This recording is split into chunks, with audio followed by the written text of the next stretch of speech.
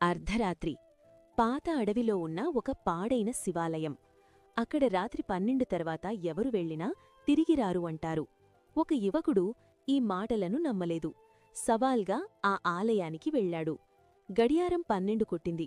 ఒక్కసారిగా గంట స్వయంగా మూగింది. దీపం తానే వెలిగింది. గర్భగుడి తలుపు గట్టిగా మూసుకుపోయింది. చల్లని గాలి అతని వెన్నులో వణుకు పుట్టించింది. నాగు శబ్దం ఆలయంలో మార్మోగింది. శివలింగం మీద రక్తం కారుతున్నట్టు కనిపించింది. కాని కొన్ని క్షణాల్లో అతనికర్థమైంది, అది రక్తం కాదు, అతను చేసిన పాపాల ప్రతిబింబం. అప్పుడే ఒక గంభీరమైన స్వరం ఆలయంలో మార్మోగింది. నిన్ను భయపెట్టడానికి కాదు, మార్పు కోసం పిలిచాను. ఆ యువకుడు కళ్లలో నీళ్లు వచ్చాయి.